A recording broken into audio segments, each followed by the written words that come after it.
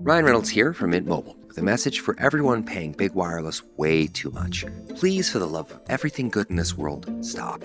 With Mint, you can get premium wireless for just $15 a month. Of course, if you enjoy overpaying, no judgments, but that's weird. Okay, one judgment. Anyway, give it a try at mintmobile.com/switch. Upfront payment of $45 for 3-month plan, equivalent to $15 per month required. Intro rate first 3 months only, then full price plan options available. Taxes and fees extra. See full terms at mintmobile.com.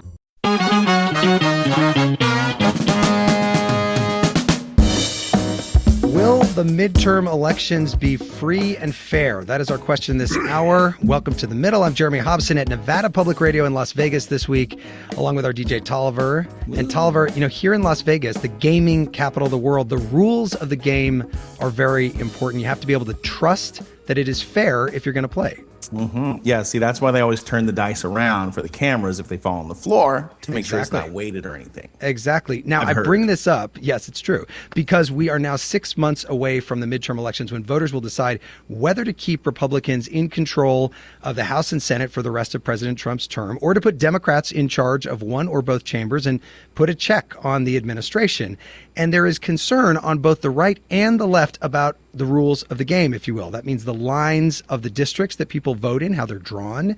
It means who is voting, whether they're eligible to vote. It means who's standing next to you in line at the polling place. Like, is it intimidating to have an ICE officer there? We're going to get into all of that this hour as we ask if you are confident that the midterm elections will be free and fair. We're going to get to that in a moment. Your calls at 844-4MIDDLE. That's 844-464-3353.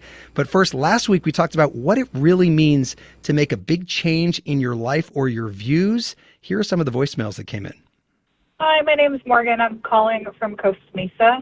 I went back to school at 32. I had told myself that I could not do what I do now. After 5 years of grueling school, I changed careers, and it's a vibe. Hey, this is Brandon in Nashville, Tennessee. Was raised in a pretty liberal family. Never really heard the other side of the story. The conservative side, the Republican side, maybe. I read a few books.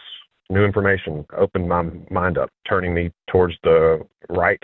Hi, my name is Angela Lundberg, and I'm calling from Minneapolis, Minnesota. Coming back to my faith during a very hard time full of loss.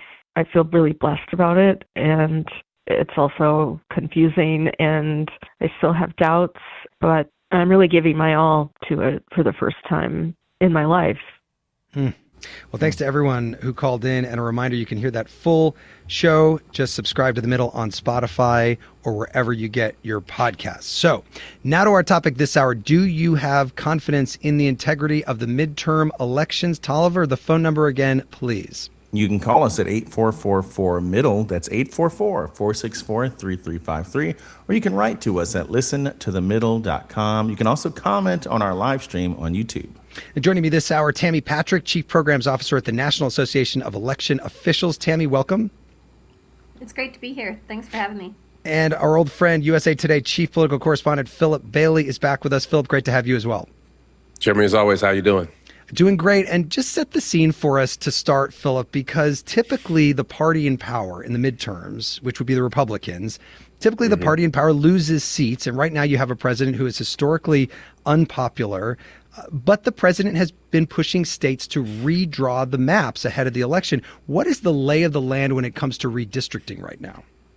Right. This gerrymandering arms race, Jeremy, that President Trump started has really been unusual and unprecedented, right? We haven't seen this type of activity really since the 19th century, to have a mid-decade, in the middle of the decade, a call by the President of the United States for states basically to redraw their congressional maps with a deliberate tactic of let's try to protect ourselves from this forecasted blue wave by Democrats. So it started in Texas last year. We've seen it move on to other states. But I think what Republicans didn't anticipate was that Democrats were going to fight back. We saw that in California and in Virginia, most recently with them changing their constitution temporarily to redo their maps from their, 11 or congressional seats from 6 Democrats and 5 Republicans, basically to 10 Democrats and 1 Republican. But now what's happened is the Supreme Court has gotten involved, gutting a key provision of the Voting Rights Act And that supercharged this redistricting war even more, because now we're seeing states across the South.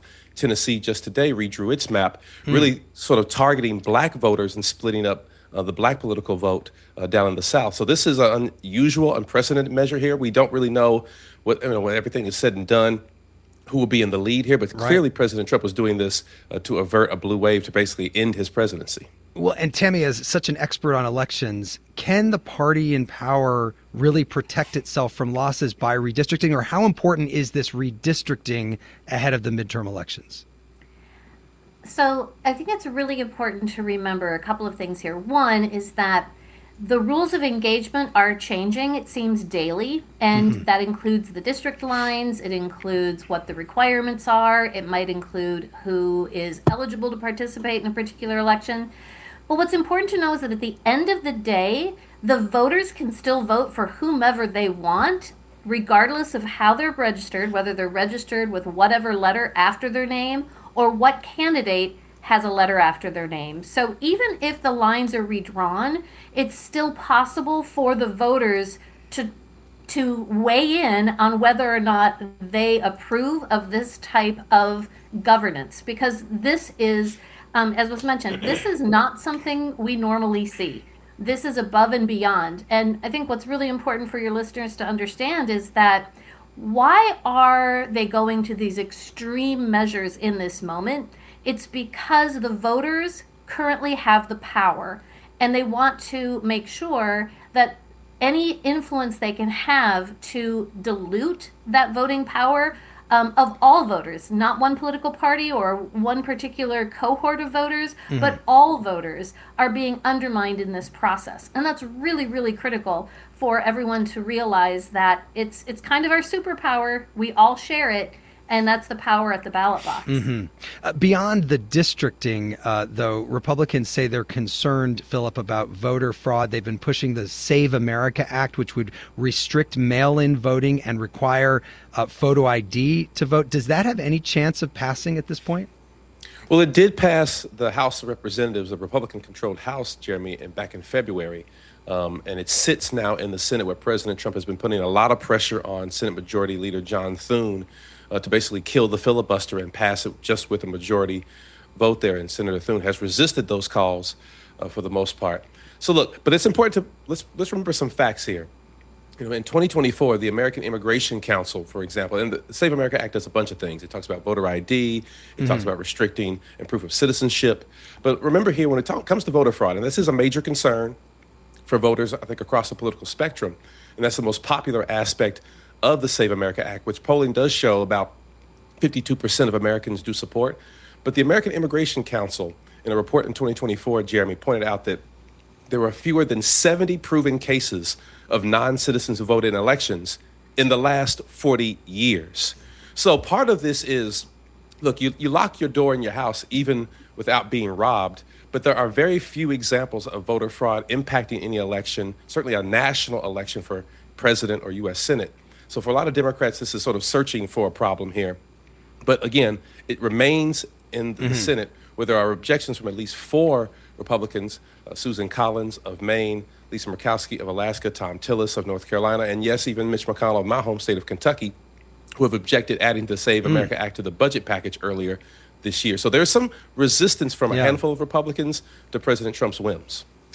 Tammy, as someone who follows election security closely, what do you think when you see this push to restrict mail-in voting, which is so widespread in this country right now, and to require photo ID?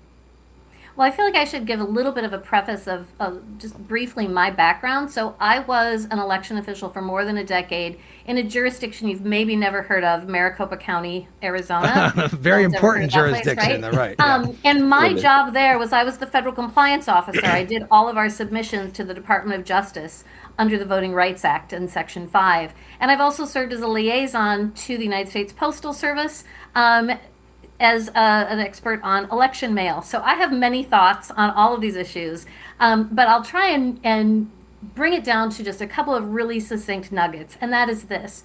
Voters who like to vote by mail like to vote by mail. It doesn't matter what political party they are. In the western part of the country, there are majority of elections that are conducted by mail. Some states have adopted all vote by mail, and other states, like my former state of Arizona, where I just was earlier today, they actually have the majority of their voters still of both political parties voting by mail, even though they're being told that it is ripe for fraud and that they shouldn't vote that way.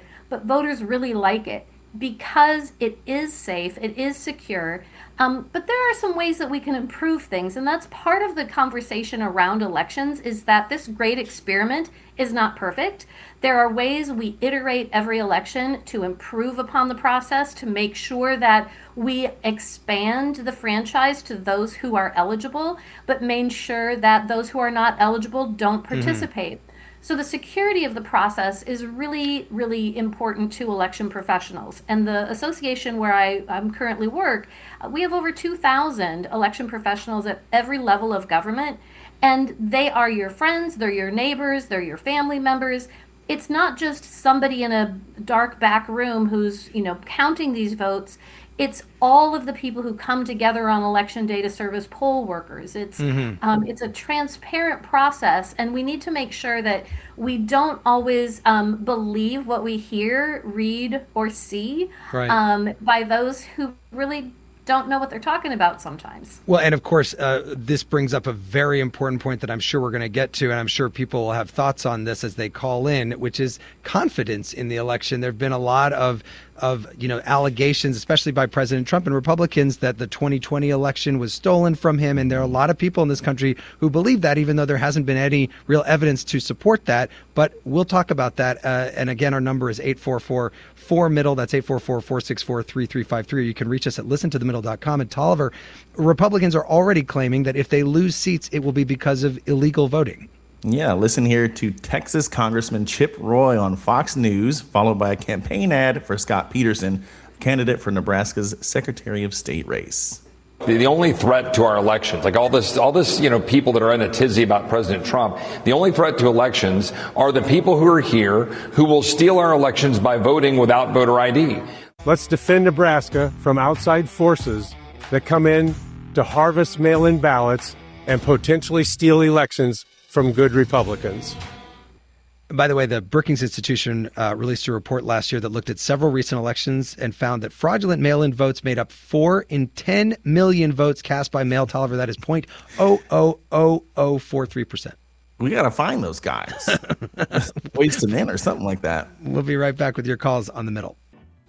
This is The Middle. I'm Jeremy Hobson at Nevada Public Radio in Las Vegas. This week, if you're just tuning in, we are a national call-in show focused on elevating voices from the middle, geographically, politically, and philosophically, or maybe you just want to meet in the middle. This hour, we're asking if you have confidence in the integrity of the midterm elections. Tolliver, how can people reach us? Just call us at 844-4MIDDLE. That's 844-464-3353. You can also write to us at listentothemiddle.com or on YouTube.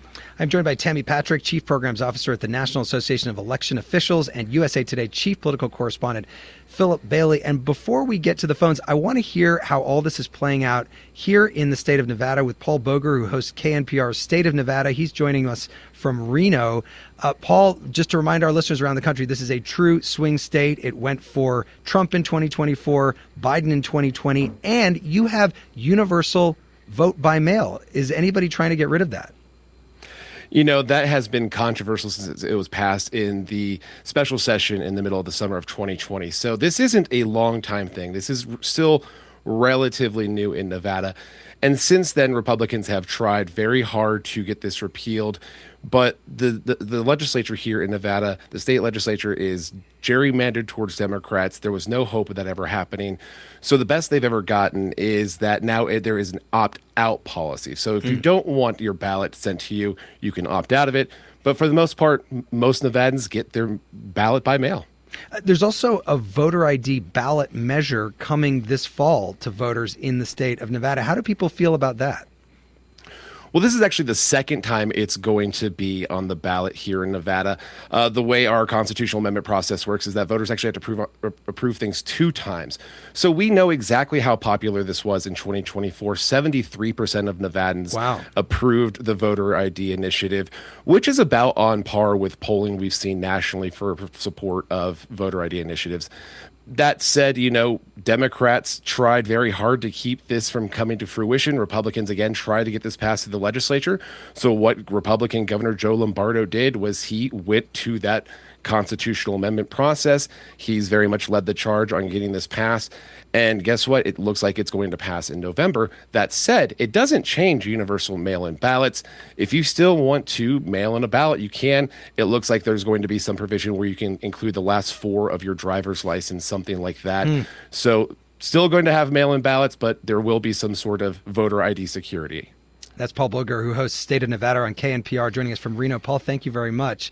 Let me go to the phones. Gary is calling in from Philadelphia. Gary, what do you think? Do you have confidence in the integrity of the midterms? No, I'm pretty scared to death. I think a real likely scenario, given the lawlessness of this fascist tech oligarchy-controlled, big oil-controlled regime, is that there will be false flag attacks that will allow him to declare martial law, invoke the Insurrection Act, and send in his FBI to the U.S. Senate race critical states that, if the elections were free and fair, would very likely elect Democratic senators, to confiscate voting machines like they've already done unlawfully at Fulton County in Georgia, and throw everything into chaos to prevent those states from actually declaring a winner. So all people can do to prevent that from happening is have 90% voting by mail and be able to start organizing millions of citizens to protect the central tabulation centers in the major cities of those states, because the major cities usually always vote Democrat, to prevent the FBI, his FBI, his goons, his private eye scoop goons, from confiscating those machines and those ballots. Yeah, it's very Gary, likely to happen. No, I'm really glad you brought all those up, because I'm sure there are a lot of people who have those fears. Phillip Bailey, what do you think when you hear that from Gary in Philadelphia?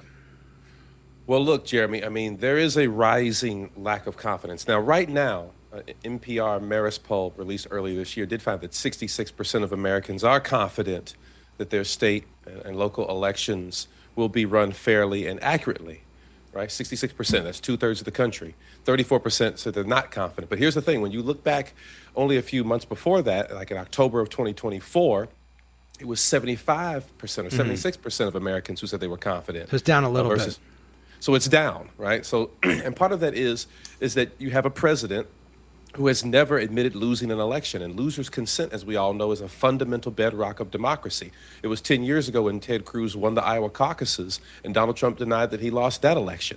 So President Trump, who tried to overturn the 2020 elections, has made some changes, not only just asking for the Save America Act, but other guardrails are disappearing. And also he has former advisors, namely Steve Bannon, former White House advisor, a chief figure in the MAGA movement, calling for ICE to be deployed at these spaces and places and polling places. So the fear that caller just had is something that I hear when I talk to voters across the board, particularly on the Democratic side. And part of it is because these aren't coming from the fringes of the internet or some wild conspiracy theorist or somebody knocking on your door with some crazy ideas. It's coming from the president of the United States. Let's go to Jonah, who's calling in from Greenville, Wisconsin. Jonah, what about you? Do you have confidence in the midterm elections, the integrity of them?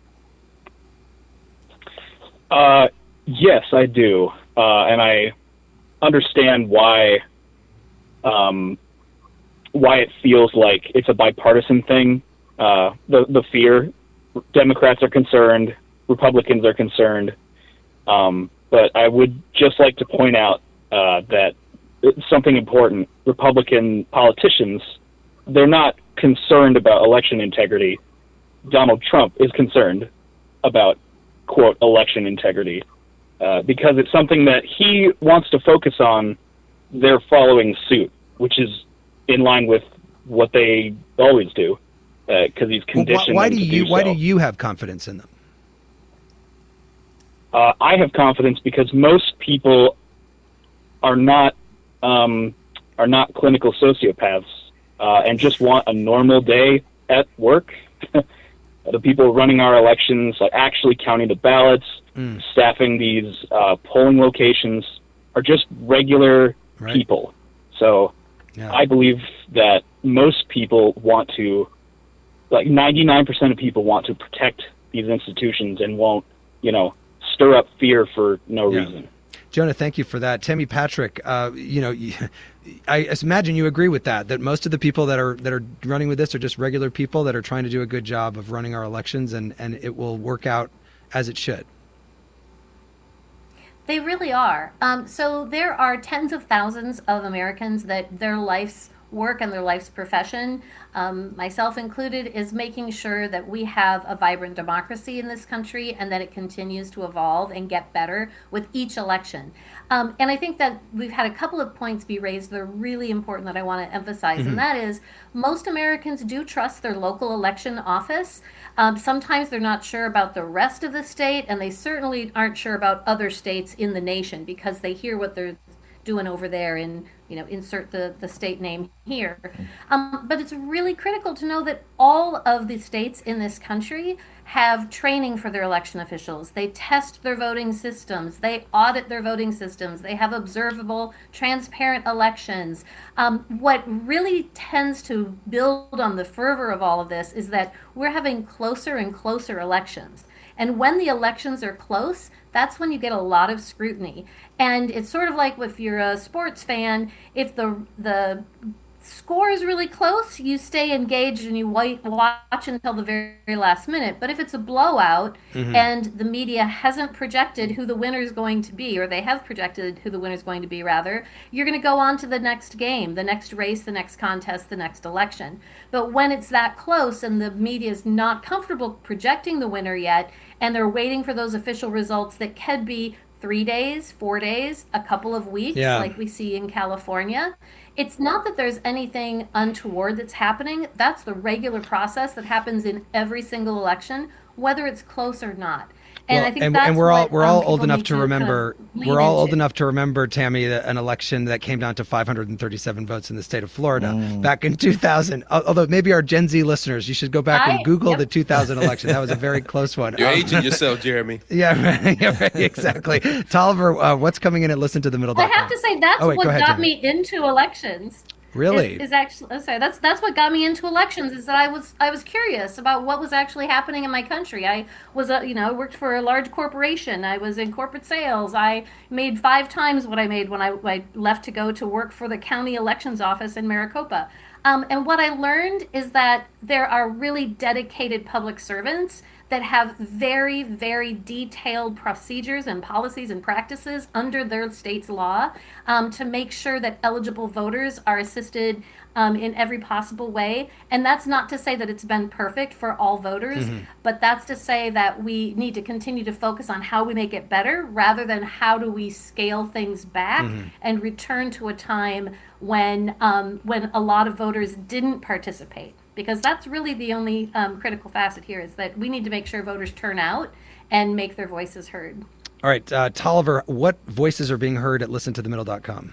Sure. I just want to say I had to narrow it down because about 90% of the people writing in are worried about ICE interference or some kind of, insurrection act or something like that. So all of your concerns were heard. Okay.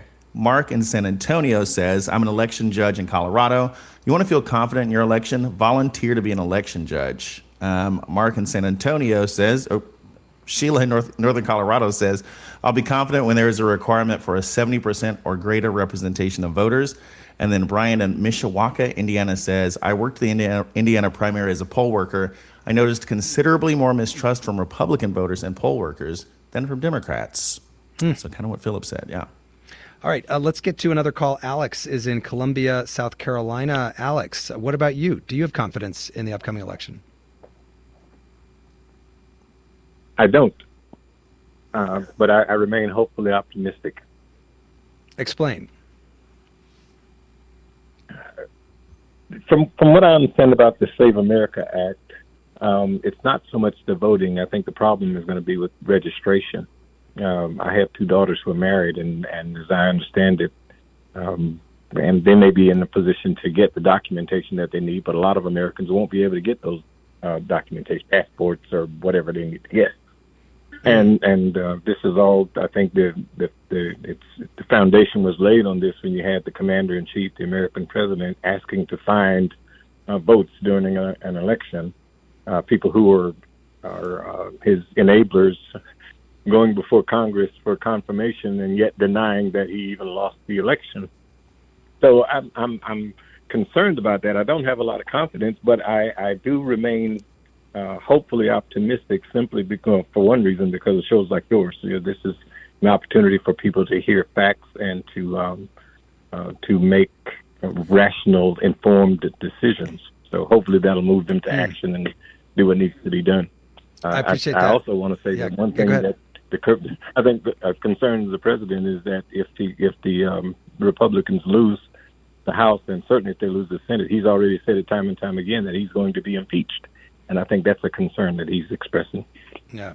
Alex, thank you very much for that. And a couple of things brought up there, Phillip Bailey, but one of them, and he did talk about the Save America Act, which, as you said, has not passed the Senate. So it's unclear whether that sort of passport, that ID is going to be required. But what about the idea of the president, like, looking back at going into the ballots that have been already cast? There was the raid in Georgia. There was a raid in Maricopa County. Do we know what's happening with that? And does that have anything to do with this upcoming election? Well, I mean, it is alarming, Jeremy. I mean, President Trump simply cannot let go of losing the 2020 election. I think it's very important for media outlets and everyone to say in unison that the president did lose the 2020 election, full stop. But it's not just seizing old ballots and looking at and reviewing those that the Justice Department and FBI raided down in Fulton County. And I know people have brought up poll workers here, your average Americans, who are the people who count our votes, our neighbors and friends who do that for us. And shout out to them and thank you for their service. But they're now also being targeted, right? The Justice Department recently is seeking the names of every person who worked in the 2020 election. And we already saw Rudy Giuliani saw this in a lawsuit that he lost, where individual poll workers were targeted by the president online. So now the Justice Department is seeking that information, where poll workers are now feeling intimidated. It's not just the process, Jeremy, that's being examined and looked at here for major reforms and overhauls. It's the individual poll workers now who also are fearing that they could be targeted. Let me get to a caller who has a direct stake here. Woodrow in Ferdinand, Indiana. Woodrow, you are an election judge. Yes, I am. And so yes, I am. I'm then, therefore. Yes, I do, because I know our security measures inside and out. It is literally impossible to steal the election at the precinct level. What about the idea, though, that we've heard about of, ICE agents at the polls or federal agents at the polls to intimidate people, keep people from voting, that kind of thing? Do you worry about something like that? Do you worry about, the federal government coming in after the election and seizing ballots if they don't like the result? Well, we just ran an election last Tuesday, and we didn't see any sign of federal agents then. Of course, that was the primary. I am concerned that they might try something like that. I'm not too concerned they'll come to my district, because we're a rural district that's frankly going to vote for Republicans anyway. But the federal government trying to steal the results would be an unprecedented move and blatantly illegal. But if ICE agents turn up to the polls with guns and try and take the voting machines, we're not going to get, there would be little we could do about that. It's the precincts are run by local volunteers. Yeah. Woodrow, I want to thank you for the call, and thank you for what you do. And Tammy Patrick, just a reminder also that, our elections are run at the local level, not at the federal level. Even a federal election is run at the local level at the end of the day. Exactly. But Woodrow raises some concerns that a lot of people have. And And I will say that it's not just threats of violence against our poll workers and our election officials, it's acts of violence being perpetrated against them still. After the 2020 election, we've seen a mass exodus of the election professionals that conduct our elections, but thankfully people are coming up from the ranks to take on those leadership positions. But there are a couple of little data points that I want to share with you because I think it drives home just how impactful a targeted campaign could be, and that is that 75% of our voters in this country are served by only 8% of the election offices. So we know that instinctively and intuitively, it's urban centers, right? So 8% of our voters are served by 75% of our election offices because they're small rural offices like the one in Indiana that he works for. But we can inoculate ourselves against that kind of attack by voting early and taking action early. Okay, interesting. The timing matters. We'll get to that. Tolliver, as we've said, a lot of Democrats are concerned about troops going to polling places to intimidate people from voting, even if they're eligible voters. Yeah, here's Democratic California Senator Adam Schiff speaking on ABC News. I think if he intends to try to subvert the elections, he will do everything he can to suppress the vote. And if he loses the vote, and I think the Republicans now expect they'll get a real drubbing in the midterms, he's prepared to try to take some kind of action to overturn the result. And we really shouldn't question that. We saw him try to the point of insurrection to overturn the 2020 election. We see him now taking these extraordinary steps with an election now 5 years ago. He's basically telling us he intends to interfere in this upcoming election. By the way, if you are listening to this podcast for the first time or watching us on Spotify, be sure to follow the show so you never miss an episode. We'll be back with your calls on The Middle. This is The Middle. I'm Jeremy Hobson. This hour we're asking if you have confidence in the integrity of the midterm elections. I'm joined by USA Today Chief Political Correspondent Phillip Bailey and Tammy Patrick, Chief Programs Officer at the National Association of Election Officials. And you can call us at 844-4-MIDDLE. That's 844-464-3353 or at listentothemiddle.com. Just before we get back to the phones, Phillip, I was watching a conference that Todd Blanche, the Attorney General, the acting Attorney General, was at, where he was asked about ICE going to the polls. President Trump saying, I suppose that I don't see anything wrong with that. If you're a legal citizen, why would you care? Wouldn't you want ICE to be at the polls? Do we think that the president is going to do that, send troops to the polls of any kind? Well, look, as a political reporter for the past few years, Jeremy, I will tell you that I will never, ever begin to try to predict what President Trump may or may not do. Everything is on the table. ICE certainly could be deployed to those ballot locations across the country. We did see the president and the administration back off from the more aggressive immigration enforcement tactics after 2 American citizens were killed by ICE agents. So, President Trump's numbers continue to plummet. The American people across the board, whether it's the war in Iran, whether it's handling of the economy, are giving him low approval numbers. But that doesn't mean that the president, who is clothed in immense executive authority and has done his best to sort of expand that executive authority and test the limits of it. So we really don't know, and I think that's what you see a lot of lawsuits already being prepared and groups already preparing for that now. Right, because it's not just whether or not these rules do change or not, whether the Save America Act changes or not. Part of voter suppression is simply the feeling that people are trying to keep you from voting, right? So if that is even out there, if there's the idea that there could be ICE agents or the idea that the military could be deployed, that by itself could be a deterrent. But the numbers that we're seeing in the forecast, where we're seeing these special elections, Trump in places that he won pretty decisively, and Republican candidates now losing by pretty high margins, that blue wave looks like it's going to be pretty high. So whatever red wall President Trump and his allies are trying to construct, I think everything's on the table, and folks across the board, election advocates should be prepared for anything. Let's go to Jane, who's calling in from Concord, Massachusetts. Jane, what about you? Do you have confidence that the election will be free and fair? Not particularly. I have a few questions, actually, quickly. I think Lindsey Graham said several years ago that if everyone were allowed to vote, then the GOP couldn't win. And I think Trump did already try to steal the election with the fake electors.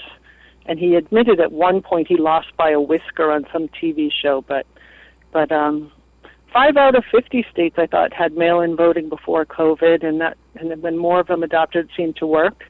And I think in Europe, people are expected to vote, almost required to vote. and they have national IDs, so maybe we should do that. So and I think you we would should want have voting you would want day be a holiday. You're saying you would want voter ID in order to vote? Well, if everyone had a national identity card and an ID was provided in some way, not just to crash 3 months to get it, but if it was part of our lifestyle, it would probably work out.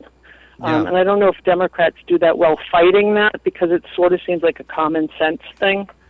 But I wouldn't like it if they just suddenly imposed it on people who weren't Didn't able have to time get the to ID. actually to get it right. Yeah. Jane, Have to interesting be planned point. in event.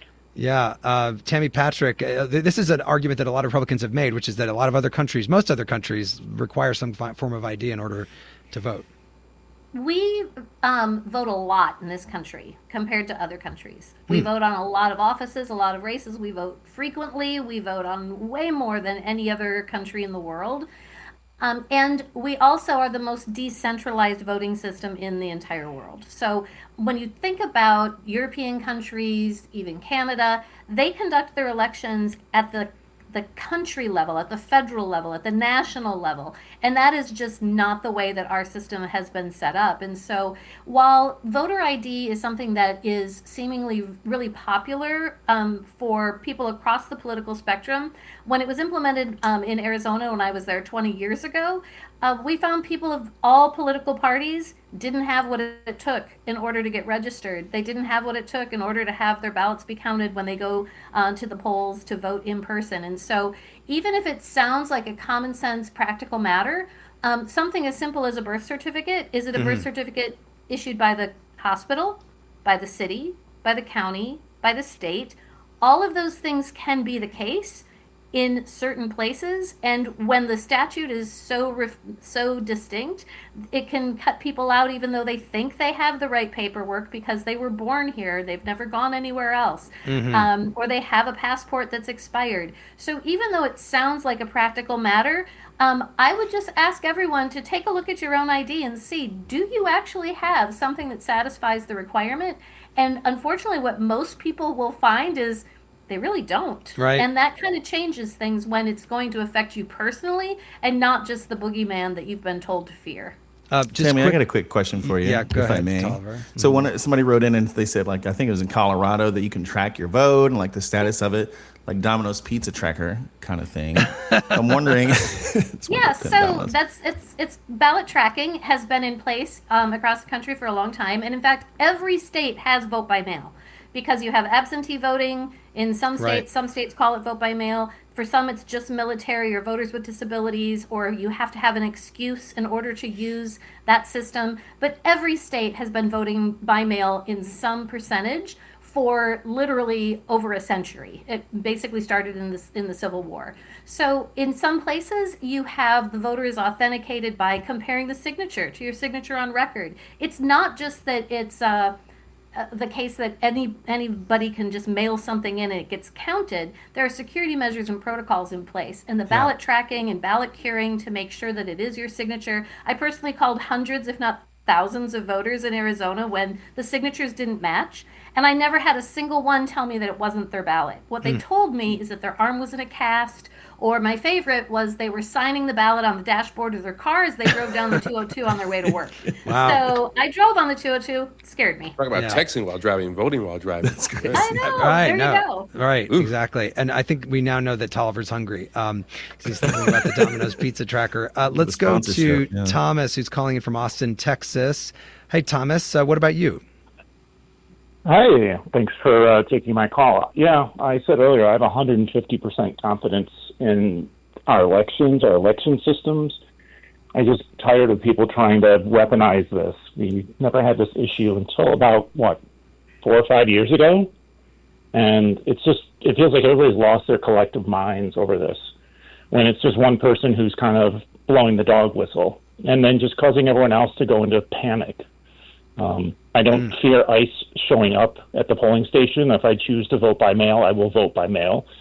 I am 150% confident that my vote will be counted and that there are not people stuffing ballot boxes or anything.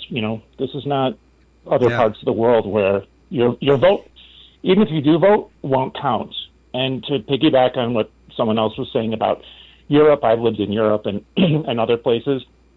And for example, in Belgium, it is a requirement that every citizen vote in their national election. And if you don't, you get a fine. You're penalized.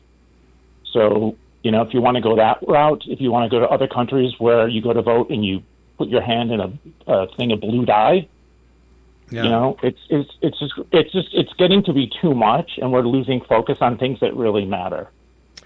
Thomas, thank you. Let me go to our guest Phillip Bailey about that.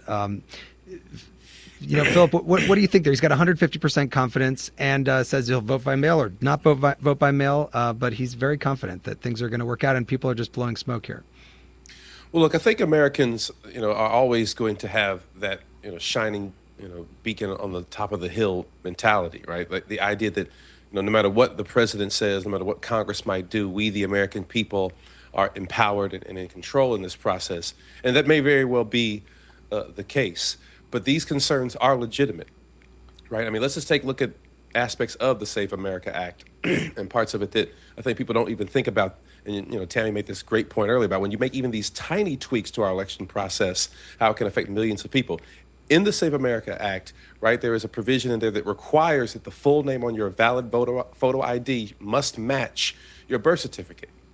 Now, that means for roughly 69 million American women, right, who took their husband or their partner's last name after marriage, they may not be able to vote at all because, the birth certificate doesn't match their new name, their married name. So that is something that voting rights advocates and women's groups have raised serious concerns about. So even when you make tiny tweaks in the name of election integrity or you're trying to crack down on fraud, there are millions of Americans who could be impacted by that. Well, and let me that just brings up something, Tammy Patrick, I want to ask you about, which is in some places your signature is important, which I find, I'm going to just say, I find that so ridiculous because my signature has changed throughout my life. You can, how can somebody determine based on your signature on Tuesday and your signature on Friday that this is the same person or not the same person? It's not that difficult to make your signature look like somebody else. Why are they using signatures in states in 2026? I love this question. Having taken forensic signature training every 2 years as a local election official and having verified tens of thousands of signatures, I will tell you it's more similar than you would think. So it's not just that it's the exact way you sign it every time. You do things like line orientation. Some people are floaters. They sign their name way above the line. Some, it bifurcates their signature. Some, the Y is always way down, below the line. There are slants and pen stops and slopes and all these things that make up the characteristics of your signature. It's not that it's an exact replicant, but it has the integrity of authenticating that it's you. And I wouldn't know that about you if I went to try and forge your signature. There are things about it that make it similar enough that it is legitimate enough to verify and authenticate that it is you. And that is an important facet of all of this, is that we have checks and balances in the system. And if someone believes that there is fraud or that someone was voting and they were not eligible, every state in the nation has the ability to challenge the outcome of an election in the courts. But you have to have evidence and you have to have facts. And we know that sometimes is lacking. Almost like a fingerprint, it sounds like. Well, but when it's a small purchase for me, like a coffee, I'll just squiggle. I don't even try. Let's go to Pamela. That's your throwaway signature. You also it matures around age 25. Okay. Age 25, you stop using the hearts, and when you get to be about 70 or so, sometimes that's where you start seeing the shakes and the palsies. It's a thing. It's a whole science. We'll have to do a whole show about that. Pamela, though, is calling in from Minnesota. Let's go to her. Pamela, what about you? Or do you have confidence in the midterm elections integrity? I have confidence in the integrity of the election in Minnesota. I have been a judge and a head judge since 2008. We have continual training, the checks and balances. There's just no way that you can break through the system. And when they have gone back and studied, like, if anybody voted that shouldn't have voted in the last, I think it was 20 years, it was less than 0.1%. So I think people are being scared by things that aren't out there. And the other thing I was going to say when they were talking about voter ID, at least in Minnesota, when you register to vote as a new voter because you moved or something, you actually show a photo ID. Once you're registered and you stay in that precinct, you don't have to show it again. But when you sign the voter oath, you are affirming that that is you when on the page of the poll pad that you sign. So, yeah, I mean, we let people show us their driver's license because they want to, and but we say you still have to read this oath. So that's all I had. Yeah, no, that's great, Pamela. Thank you very much. And Phillip Bailey, do you see any way that the two sides, the Republicans and the Democrats, could get together on a big on a Save America Act type of thing, but that's not just coming from one side, that's actually not just to help one side that wants to have power and to hurt the other side, but that they say these would be common sense things that we could do to make sure that everybody has confidence in the elections in this country? That's a great question. I mean, I think that there is certainly, some of the polls have already indicated that, again, voter ID element is very popular. Even the checking of proof of citizenship. Senate Minority Leader Chuck Schumer and Senate Democrats have formed a task force, to look at fair and free elections. I think as long as Donald Trump, though, is president, Jeremy, this is going to be hanging over the country's head here. You have a president who cannot accept loser's consent. He cannot accept losing an election. For Democrats, I think there's an effort, particularly after this Supreme Court ruling, to expand voting rights, maybe a renewed Voting Rights Act that will maybe look very different than the one passed back in 1965. For Republicans, when you look at these polling numbers, Jeremy, Republicans and Democrats are concerned about very different things. Democrats are concerned about ICE and direct interference by the federal government. Republicans about election integrity and fraud. Can that be forged? There's very little overlap. There's very little in the middle in Congress right now, especially with this redistricting war going on. We're going to see even more partisanship, more politicians picking us rather than us picking them. So it doesn't look too good in terms of compromise, but there are some polling indications and numbers in there that shows that there are elements of the Save America Act that are popular. But if there is going to be a compromise, the question for Donald Trump, who, by the way, even though he objects to mail-in voting, used mail-in voting in Florida. Just this year. Just this year. Shout out to Josh Meyer, our reporter at USA Today, for uncovering that story. There is still, I think, a lack of compromise from Republicans to Democrats in terms of expanding the vote. So I don't see that happening anytime soon, and certainly not as long as Donald Trump is president. All right, I'm just going to sneak in just 30 seconds of one more caller who's here in Las Vegas, where I am right now. Spencer, just briefly, do you have confidence in the integrity of the midterms? I'm leaning to no, but I'm on the fence. Part of it goes back to, some of the controlling powers in both parties. In 2024, it was the second election where ranked choice voting was coming up, and it has to pass in 2 elections to go on the ballot.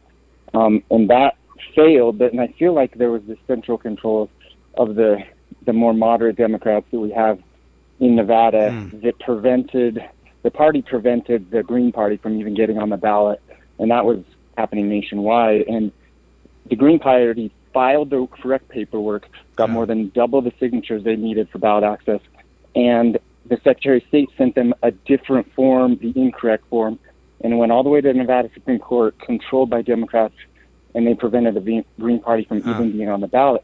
Yeah. And the younger voters that are trying to get excited with Mamdani in New York or Graham Plattner, are seeing these people that are really trying to control and prevent. Don't feel like it's a fair system to begin with. Spencer, I got to stop you there, but I appreciate it. All politics is local. And Tammy Patrick, I'm going to give you the last word just as we wrap up this hour here, which is for people listening, what would your advice be to make sure that your vote is counted properly in this election?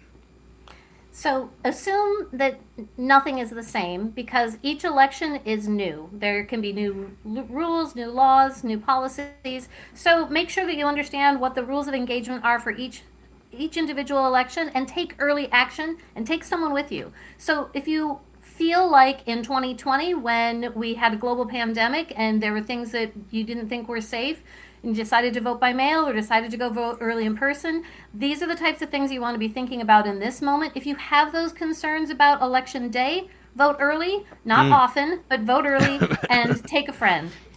Tammy Patrick, Chief Programs Officer at the National Association of Election Officials, and USA Today Chief Political Correspondent Phillip Bailey. Thanks to both of you. Thank you, Jeremy, as always.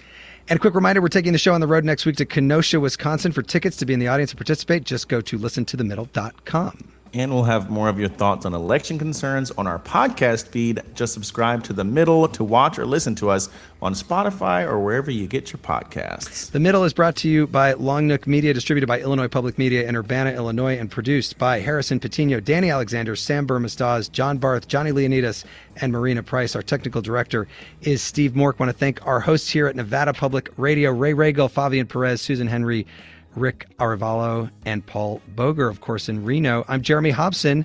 I'll talk to you next week.